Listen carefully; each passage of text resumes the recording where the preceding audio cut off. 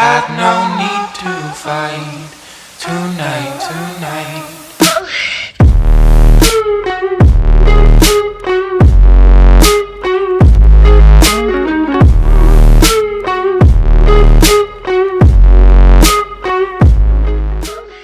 We move on in the 2021-2022 season previews today with the Buffalo Sabres, a team who is usually a dumpster fire. I don't think I'm surprising anyone saying that. Usually they're not that good. And it's yet again another season where they're probably going to be the bottom of the league. Remotely, honestly, they're going to be down there with a couple other teams that, have been bad as well. And I mean, it's kind of a pattern. It's a pattern. You think they're going to make it, and then they just fall down to the bottom again. It's happened a couple times, and it's happened yet again. But anyways, we're going to look at their key departures, their key arrivals, look at the projected lineup, and ask the question, do they make the playoffs? Although everyone's going to die laughing when we get to that. But anyways, if you're new to the channel, you have not already subscribed, really would appreciate it if you did so. We're getting really, really close to 1,000. But anyways, I won't waste any more of your time. Let's get into that preview. So last season for the Buffalo Sabres was yet again another dog water year. They went 15, 34, and 7 for 37 points. They were dead last in the NHL at 31st, and they missed the playoffs. So here's the thing with that. In the offseason of last year, we discussed that they signed Taylor Hall. They got a couple of the guys on the roster, including Hall, Eichel, Olofsson, Reinhart. If all those guys could play well and develop, this team could be honestly a super team. Then you have Dahlin and Jake McCabe and Ristolainen on the blue line, and then you have Linus Ullmark on the back end. Looking at their division, it was kind of a stretch to say they'll make the playoffs, but they shouldn't have been as bad as they were supposed to be. Everything just went to hell. They completely shit the bed. Eichel got injured. Hall didn't play well. Ristolainen was dog water as usual. McCabe was bad. Dahlin had a down season. It was just all in all, no. It was not a good season at all for Buffalo. I'm not going to waste any more time. It really was not a good season, and it was yet again another season where this team should be making more jumps towards a cup, or at least towards the playoffs. I don't even think cup's in the equation remotely close, but they should at least be trying to make it towards the playoffs a little bit closer. But they've shown no progress, and that's the part that annoys most Sabres fans, and even annoys me, and I'm not even really a Sabres fan. In fact, part of the reason why I don't really like the team as much is because of the way they've handled the Jack Eichel situation. The way they've played, obviously, like they look so well, and then they just completely shit the bed. And the Pagulas are such a corrupt ownership. It's not even funny at all. Anyways, now moving on into your key departures list, you have yet again more solid guys who are gone.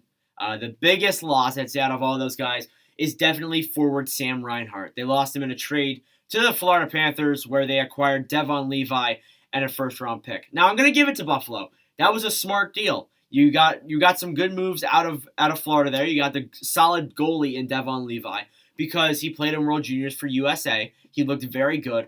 And I mean, when you look at Florida's goaltending, they have Spencer Knight, they have Sergei Bobrovsky. At the time, they had Chris Drieger. Well, actually, yeah, they had Chris Drieger at the time. And then they also had, Sam Montembeault down below as well. So they didn't really have room for Levi. And I think they kind of made a smart play there trading him over to Buffalo, which, I mean, is a rebuilding team, obviously. So it could be very interesting in a couple of years to see how Devon Levi develops. And we'll see if he becomes that starting goalie for the Sabres in the future.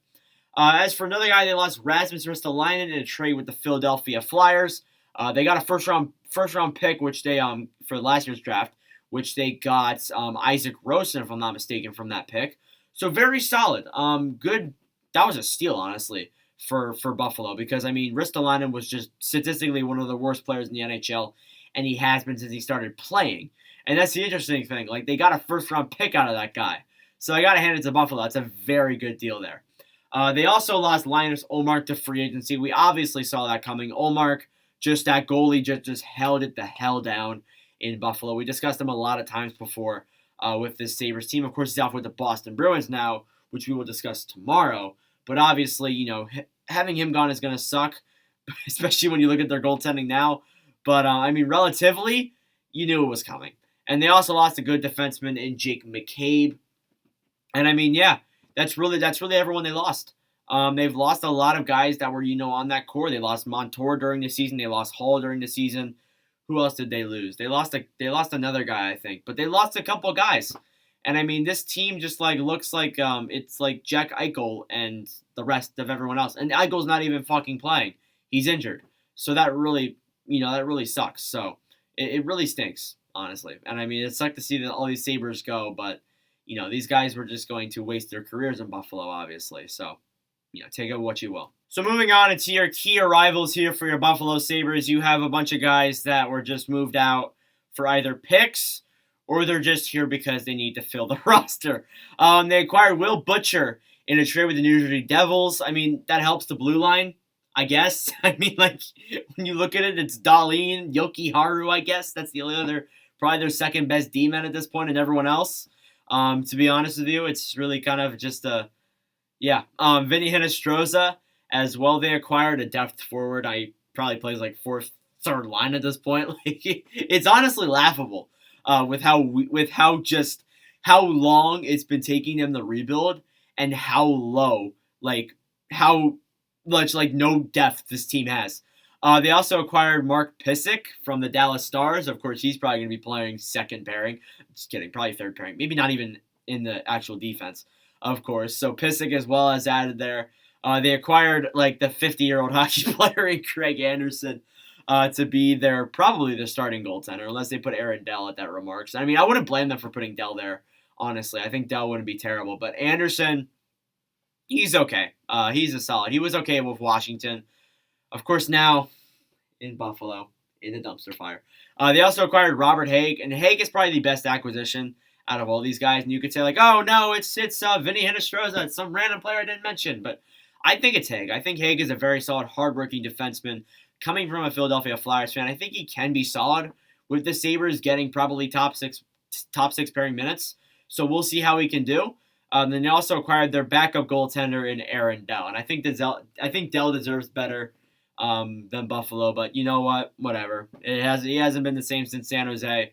So take it what you will. And yeah, that's your key arrivals. Bunch of depth guys and the guys that really just need to fill the roster.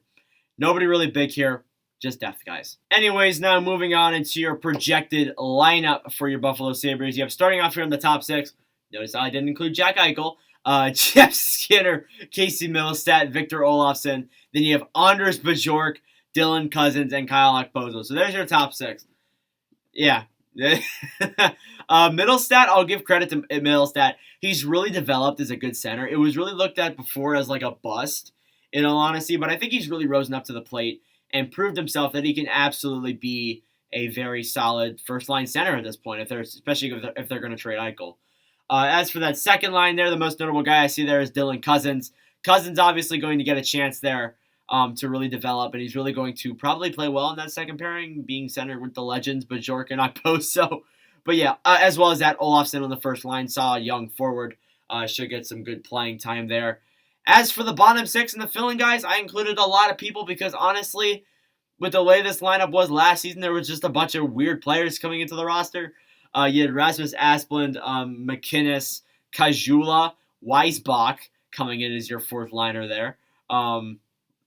Ruostalainen, Hayden, Peterka, Quinn, Gergensen, Eakin, Thompson. I just mentioned them in a bunch of random order because does it really matter? Does it really matter what the Sabres team does, honestly? Because in all honesty, Gergensen, I've seen some people give him some credit for how good he is. He's not good. I mean, he brings some good stuff to the table. He's a solid teammate, but apart from that, I'm not sure. Eakin can be a solid third-line center. Thompson's all right. Kajula, he was dog in Arizona, but, whatever. Weisbach, Peterka, and Quinn, I think, could be interesting players there. They can make impacts in the lineup, and they could be solid young players. And then, of course, you have Ruostalainen as well, who is basically the new Ristolainen in this case. So I think he can be a solid, probably like playing fourth line maybe out of the gate, possibly. Then you have on the blue line, which is just honestly a joke besides Rasmus Dahlin. Dahlin and Miller. Then you have Butcher and Yoki Haru. Then you have Hagg and Pysyk. And then you have Bryson, Casey Fitzgerald, and Samuelson.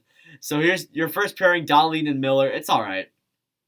It's okay. I like Dahlin. Dahlin can definitely have a bounce-back season. He's definitely prone for it. He's kind of had a down year for his standards. But I think he can be solid. Will Butcher as well. Just, Butcher. Yoki Haru, underrated. I think he can be a solid defenseman, obviously. And then, of course, it's Robert Hagg, as I said. And then Mark Pysyk's there. Bryson. Fitzgerald will definitely make an impact in the lineup. I think Fitzgerald will get more of a chance as being a young, solid defender there. So we'll see how he can do. And then Samuelson as well. And then Bryson too, honestly.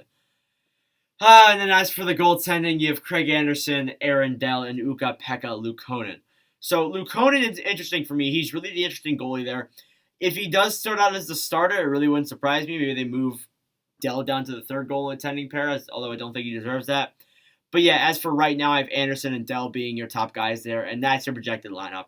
I'm not even going to say what I like out of all these, because I don't like anything out of all this, except for like 3 players on the forwards, 1 player on the blue line, and the goaltending. I guess I like the goaltending. The goaltending, I respect all those guys, but I don't really think that's going to hold out on a contending team. And let's face it, they're not a contending team. So there you go. Moving on into your playoff question here. Do the Buffalo Sabres make the playoffs? No. Thank you for watching. No. But for real here, I don't think they do. I mean, like, is anyone saying they do? To be honest with you, no. So I don't think they do, obviously, unless Rasmus Asplund becomes the best player in the NHL. But no, I don't see it happening. This is really just a time where they need to start developing. Kevin Adams really needs to start taking control of this damn team. And, like, he needs to start trying to fix the problems of Jeff Skinner, the problems of Kyle Okposo, the problems of the blue line, the problems of the goaltending, the problems of everything, okay? He needs to start solving them. All right?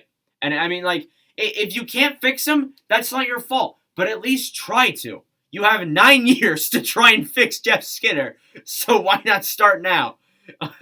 I mean, yeah, I don't know if you fix them, honestly. But, I mean, yeah, try developing the young guys. Try building up the prospect pool. Just try trading away players. Just try and honestly do anything, honestly. Try and get that Jeff Skinner contract out of there. Whatever you got to do. So, anyways, that'll be it for this one. Thank you for watching. And for real this time, I appreciate the support as of late. I really do. Tomorrow will be Boston. We'll discuss them. They'll be a big discussion because they made a lot of moves this offseason to become a legitimate contending team. So anyways, thank you all for watching. For support as of late, and I'll see you guys in the next video. Adios.